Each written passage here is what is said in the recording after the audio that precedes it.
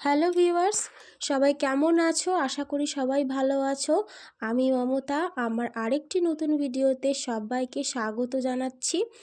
তো এইখানে আমি একটি ভিডিও শেয়ার করলাম, যার মাধ্যমে আমি পাটিসাপটা রেসিপিটা তোমাদের সঙ্গে শেয়ার করলাম। তো জানি না কেমন হয়েছিল, প্রথমবার চেষ্টা করলাম।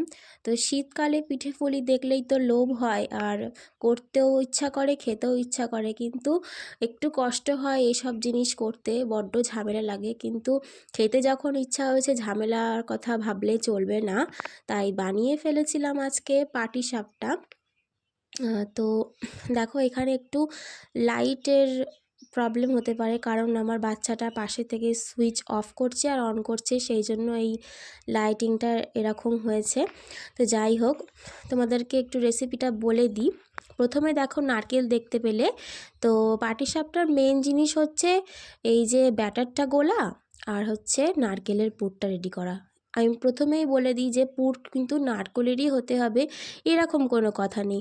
এখন বর্তমানে সবারই গ্যাস, অ্যাসিডিটি, অম্বলের সমস্যা হয়, তাই এখন নারকেলের পরিবর্তে সবাই নলেন গুড়ের সন্দেশও দিতে পারো, বা সুজির পুর দিয়েও করতে পারো, খুব সুস্বাদু হয় খেতে।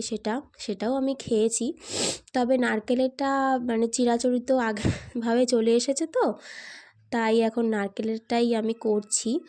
আর প্রথমে বলে দিই, নারকেলের মধ্যে আমি নতুন যে গুড় উঠেছে সেইটা দিয়ে আমি করেছিলাম, নারকেলটা রেডি করেছিলাম। তার মধ্যে আর কিছুই না, একটু এলাচ, একটু তেজপাতা, এই দিয়ে নারকেলের পুরটা রেডি করে রেখেছিলাম, হালকা একটু লবণ দিয়ে। একটু নুন দেওয়ার একটাই কারণ, যে মিষ্টি যেটা, এই ব্যালেন্সটা ঠিক থাকে, তার জন্য একটু নুন দেওয়া। তো এরকম করে নারকেলটা তোমরাও রেডি করে নেবে পুরটা। তারপরে এই ব্যাটারটা গোলায় হালকা করে একটু কুসুম কুসুম গরম জল করবে, যাতে তোমরা হাতটা দিতে পারো আর কি, কারণ ওটা হাত দিয়েই মাখলে সব থেকে ভালো হয় ব্যাটারটা। তো আমি বলে দিই ব্যাটারের মধ্যে কি কি আছে। ব্যাটারের মধ্যে আছে 1 বাটি, ছোটো বাটির 1 বাটি চালের গুঁড়ো। সেটা গোবিন্দভোগ চালের গুঁড়ো নিলে খুবই ভালো হয়, আমি গোবিন্দভোগ চালের গুঁড়ো নিয়েছিলাম।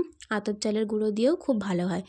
তো যাই হোক, চালের গুঁড়ো নিতে হবে সেই বাটির সমপরিমাণ, বা ওই বাটির একটু কম। মেজারমেন্টটা একটু ঠিক করে দেখে নিতে হবে সবাইকেই। একটু সুজি ব্যবহার করেছিলাম, আর ব্যবহার করেছিলাম যেই বাটিতে চাল মেপে দেবে তোমরা, তার হাফেরও হাফ ময়দার পরিমাণটা একটু কম হবে, কারণ এটা শুধুমাত্র বাইন্ডিংয়ের কাজ করবে, আর বেশি ময়দা দিলে একটা ব্যাড স্মেল ছাড়বে। তো ময়দাটা একটু কম দেবে, ঠিক আছে? এই 3টে জিনিসকে হালকা হালকা গরম